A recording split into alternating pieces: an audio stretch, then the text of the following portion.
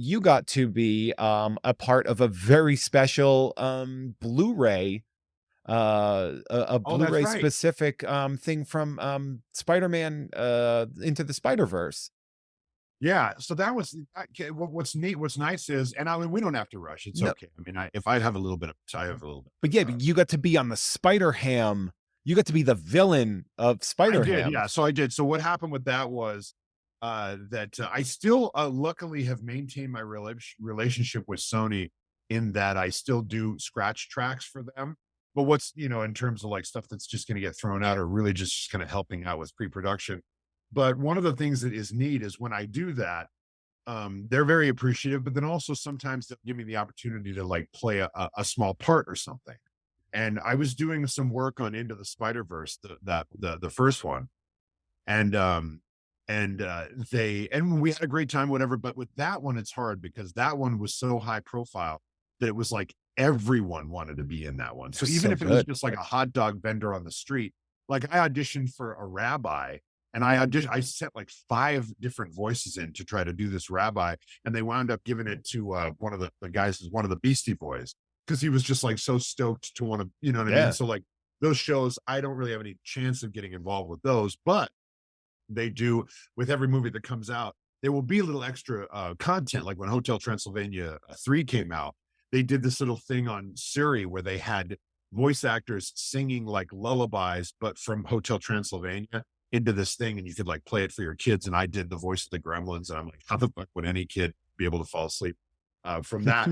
But so doing that stuff. I met this producer who then was making some additional content for Into the Spider Verse, and one of them was, if anybody remembers the VHS of Honey, I Shrunk the Kids, they had that Roger Rabbit I do cartoon in remember the that. Yeah. beginning. So that was kind of the same idea. They thought, wouldn't it be fun if we had a cartoon before the movie?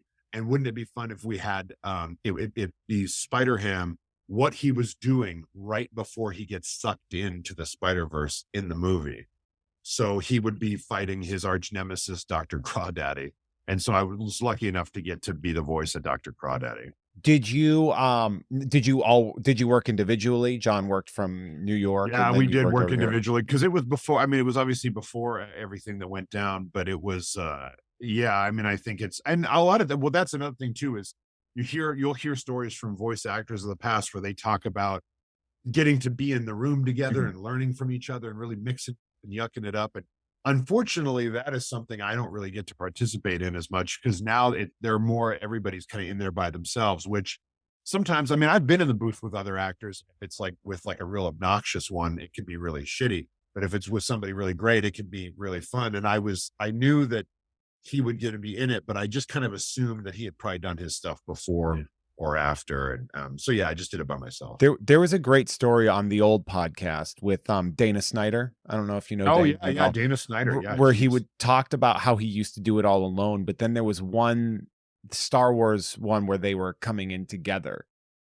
And they all the other actors found out the amount of like improv leeway he gets because they all Yeah, had to yeah, read yeah. their lines very specifically, and then he would show up Uh-huh. and just go wild, and then they were like, what the fuck?" Yeah, Like, it was that's just so like this funny. jarring experience, and it was very, very funny. Well, I mean, I've had some incredible when I did Samurai Jack, I was watching Phil and John DiMaggio, people like it was, it's that's Yeah. incredible. But then I was doing this one thing one time. It was just a presentation for a movie they were trying to get going. No, but I was working with this other voice actor and we were doing parts together, but then I had more to do myself. They had given me another part. So we're working together, and then finally this guy's gonna be done. And he goes, "Oh, so for that other part, what were you thinking about doing for the voice?" And I was like, "Oh, I was gonna do something like blah blah blah blah," whatever did the voice. And then he was like, "Well, maybe you should do it like this." And he started like doing it like he was auditioning for the director, like to get my part in the thing, which happens sometimes. They'll just give the part to somebody else, like in the room. And that was crazy. I'd never had an experience like that before. I mean, that's pretty rad though. That's Yeah, what a hell of a spot.